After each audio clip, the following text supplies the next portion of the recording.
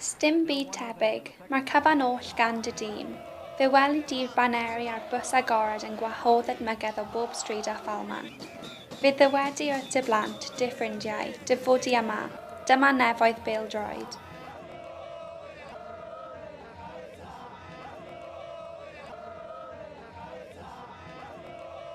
Ond mewn eiliad o sefyll yn stond, caiff y freuddwyd fawr ei chipio'n ddi-seremoni gan chwiban brysur.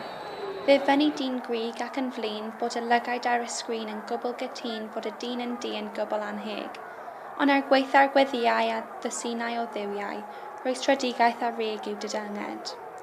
Ond wrth i'r ddagrau hen gilio, y peth pwysig yw cofio, iddaw unwaith eto dy freuddwyd yn fyw.